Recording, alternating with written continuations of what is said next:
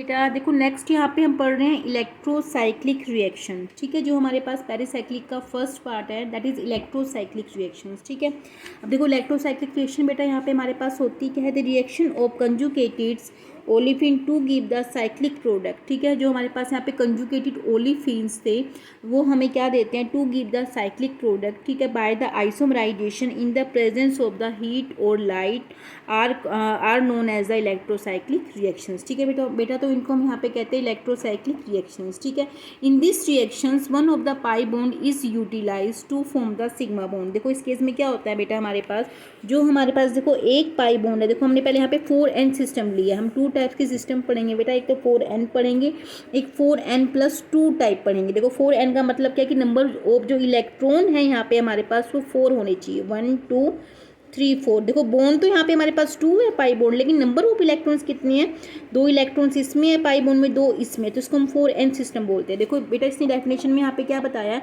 In this reactions one of the pi bond is utilise. ठीक है, is utilise to form the sigma bond. ठीक है, जो देखो यहाँ पे हमारे पास जो एक पाई बॉन्ड है उसको हम किस में यूटिलाइज कर रहे हैं, देखो सिग्मा बॉन्ड की फॉर्मेशन में। ये पाई बॉन्ड देखो यहाँ पे आके क्या कर रहा है, यहाँ ट्रांसफर हो रहा है, यहाँ का मतलब क्या, ये सिग्मा बॉन्ड की फॉर्मेशन कर रहा है। ठीक है, जैसे ही बॉन्ड यहाँ ट्रांसफर होगा वैसे ही जो हमारे पास ये वाला पाई बॉन्ड था ये यहाँ ट्रांसफर हो जाएगा बेटा। देखो ठीक है, फिर हमारे पास देखो इसकी फॉर्मेशन हो गई। देखो यहाँ पे हमारे पास डबल बॉन्ड था तो यहाँ सिंगल बन गया। ठीक है, यहाँ पे हमारे पास सिंगल बॉन्ड था, यहाँ पे हमारे पास पाई बॉन्ड ट्रांसफर होकर डबल बॉन्ड बन गया।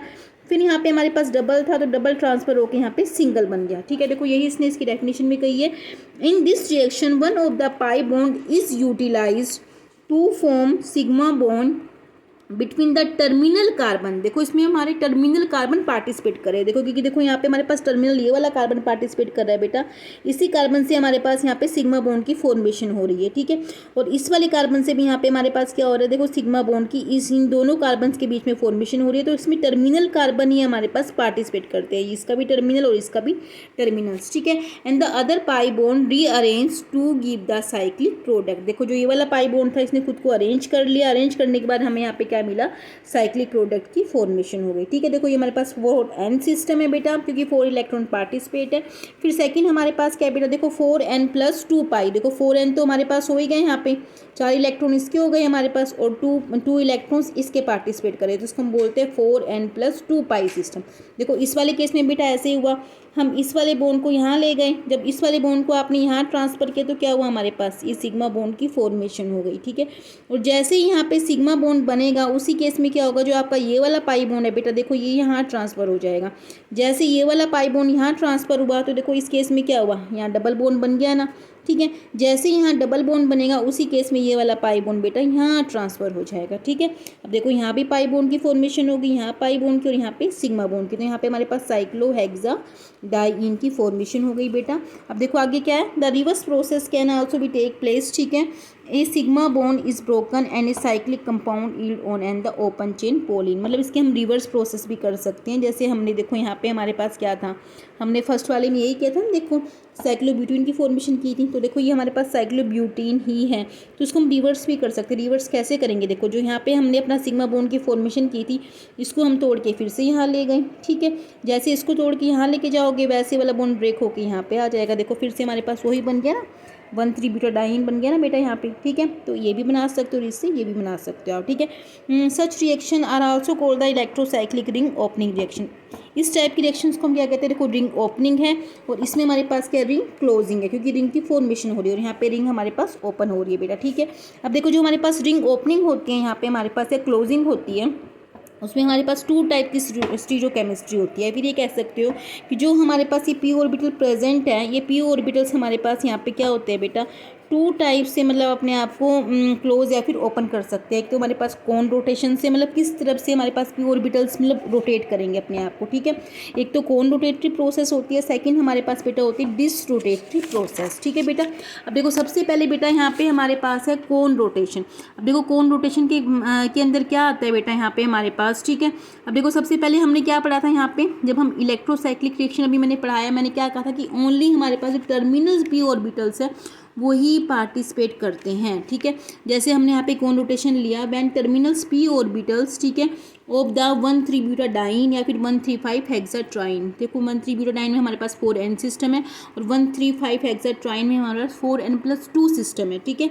मूव सेम डायरेक्शन, ठीक है। अगर हमारे पास दोनों p ऑर्बिटल्स, देखो हमने यहाँ पे क्या लिया, टर्मिनल ऑर्बिटल लिया है बेटा, देखो टर्मिनल ऑर्बिटल, अगर दोनों ऑर्बिटल्स यहाँ पे हमारे पास, देखो ये भी p ऑर्बिटल्स है, ये भी p ऑर्बिटल्स है, और इसका मतलब क्या है, यहाँ पे पॉजिटिव चार्ज है और यहाँ पे नेगेटिव है, और यहाँ पे नेगेटिव है बेटा और यहाँ पे पॉजिटिव चार्ज है, ठीक है। मतलब इस वाले केस में क्या है, C2 सिमेट्री है इन दोनों टर्मिनल्स के बीच में। अगर हम देखें तो अगर देखो दोनों ऑर्बिटल हमारे पास सेम डायरेक्शन में मूव कर रहे हैं, देखो दोनों हमारे पास सेम साइड से जा रहे हैं, और देखो या तो क्लॉकवाइज दोनों सेम जा सकते हैं या फिर दोनों एंटी क्लॉकवाइज सेम जा सकते हैं। तो उस वाले केस में देखो क्या है बेटा, देखो जैसे ही आप इस p ऑर्बिटल, देखो बेटा जैसे सपोज करो ये आप पेंसिल आपका p ऑर्बिटल्स है, ठीक है, जैसे देखो ये वाला p ऑर्बिटल आपका इस साइड मूव करेगा, देखो इस साइड ऐसे मूव कर जाएगा, समझ में रहे हो बेटा, पहले ऐसे था ये और देखो घूम के ये ऐसे मूव कर गया, मतलब इसकी जो नोक है यहाँ पे हमारे पास इसका पॉजिटिव वाला पार्ट है, इधर आ गया, ठीक है। और देखो इस साइड कैसे था, इस साइड देखो वैसे था, क्योंकि अब पेंसिल का मुंह नीचे की साइड है, मतलब जो हमारे पास ये डैश डैश वाला पॉजिटिव है नीचे की साइड है। अब देखो पेंसिल को हमने क्या कर रहे हैं, अब इसको देखो हम कैसे रोटेट करवा रहे हैं, ऐसे, मतलब ऐसे घुमा रहे हैं। देखो दोनों हमारे पास एक साइड आ गए इन डायरेक्शन, इसका मतलब यहाँ पे हमारे पास क्या होगी, ऑर्बिटल्स में यहाँ पे हमारे पास ओवरलैपिंग हो चुकी है बेटा। जब ओवरलैपिंग हो गई तो यहाँ पे हमारे पास न्यू सिग्मा बॉन्ड की फॉर्मेशन हो गई। तो ये हमारे पास कौन रोटेशन क्या होते हैं कि दोनों ऑर्बिटल्स हमारे पास सेम साइड से रोटेट करनी चाहिए। तो बॉन्डिंग हो तो अगर क्लॉकवाइज है देखो तो भी सेम जा रहे हैं, अगर एंटी क्लॉकवाइज है तो भी सेम जा रहे हैं, तो यहाँ पे हमारे पास बॉन्डिंग होनी चाहिए, तो इसको हम कौन रोटेशन कहते हैं। सेकंड हमारे पास क्या है बेटा, डिस रोटेशन है। डिस में हम क्या देखेंगे, व्हेन टर्मिनल p ऑर्बिटल्स, ठीक है, moves in the opposite directions, ठीक है, and overlap take place is called the disrotation, ठीक है।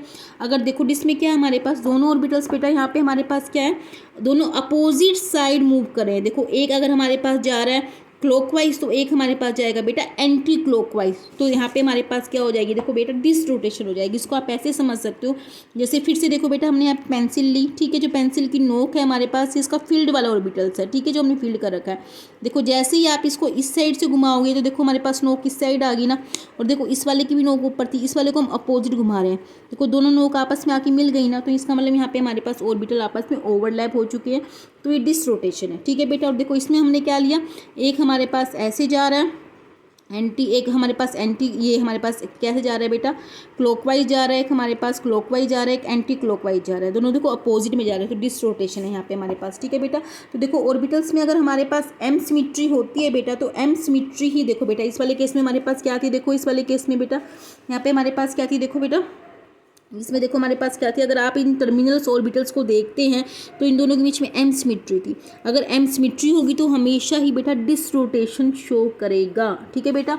और अगर हमारे पास टर्मिनल, ध्यान रखना है बेटा, टर्मिनल ऑर्बिटल्स पार्टिसिपेट कर रहे हैं, अगर टर्मिनल ऑर्बिटल्स में यहाँ पे हमारे पास C2 सिमेट्री होगी तो हमेशा ही कोन होगा। देखो इसको आप ऐसे भी याद कर सकते हो, C2 यहाँ पे भी C है और यहाँ पे कोन में भी C है, ठीक है, C और C, अगर C2 होगी तो कौन होगा, फिर इसके अपोजिट आपको पता ही है एम सिमेट्री होती है तो उसमें DC बचा तो डिस आ जाएगा बेटा, ठीक है बेटा। आई थिंक बेटा आपको ये बहुत अच्छे से समझ में आ चुका होगा कौन और डिस क्या होता है, ठीक है बेटा। उसके बाद बेटा यहाँ पे देखो इसकी स्टीरियो केमिस्ट्री भी है यहाँ पे कौन और डिस रोटेशन की, ठीक है बेटा। देखो यहाँ पे बेटा इसकी स्टीरियो केमिस्ट्री भी है। यहाँ पे स्टीरियो केमिस्ट्री में हम ये देखते हैं कि सिस फॉर्म बनेगी, ट्रांस बनेगी, सिस रिएक्टेंट है तो ट्रांस बनेगा, क्या बनेगा क्या नहीं बनेगा, ठीक है।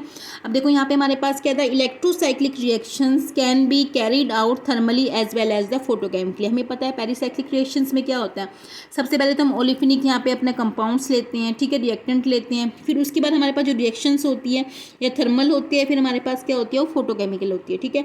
However product under this conditions differ stereochemical, मतलब अगर आप थर्मली कराओगे देखो हमारे पास हमें प्रोडक्ट डिफरेंट मिल रहा है, और अगर उसी रिएक्टेंट को हम करवाएंगे फोटोकेमिकली तो हमें डिफरेंट प्रोडक्ट मिल रहा है।